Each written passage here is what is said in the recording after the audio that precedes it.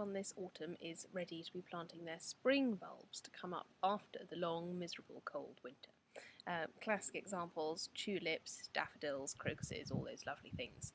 But now is also the perfect time to be planting bulbs to force, to hopefully come up a little bit sooner, maybe around Christmas or January sort of time. Hyacinths are the classic example. People always fill their rooms with the delicious, if you like it, fragrance. It can be a little bit too much. So today I'm going to be planting Narcissus tete-a-tete, which is a sweet little golden daffodil. I shall be putting it in this nice rustic container. The container is plastic lined, but I have put some holes in the bottom so soil can't come out the sides, but water can get through because bulbs do like good drainage, particularly when they're being forced. So here are my bulbs. I'm going to pack them in quite tight. If I was planting them straight into a flower bed, I would give them a bit more space and a bit more room to move, but they're not going to be in here too long, and once they've done their thing in this container, I shall probably plant them out into the garden.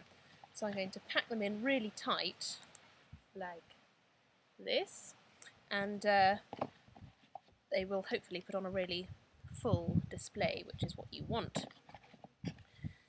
Now, you normally plant bulbs quite firmly underneath the soil, but when you're forcing them, you actually want their necks just poking out,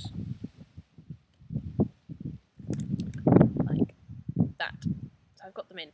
As always, I pre-watered my soil, but I will give them a little bit more when I'm done. I'm just going to top it up with a little bit of compost, so they're all nice and snug.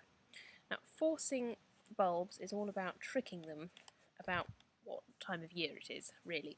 So rather than just leaving these outside, you can see the necks just poking out there, I'm going to put these in a cold, dark garage.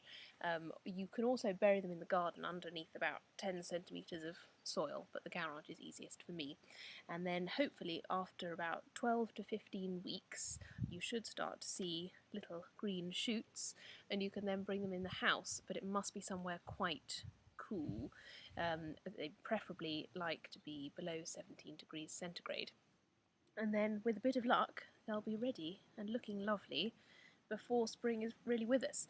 Yeah, hyacinths are the other example that works really well, but have a go and see what you can come up with, and then hopefully in a few months' time you'll have something like this.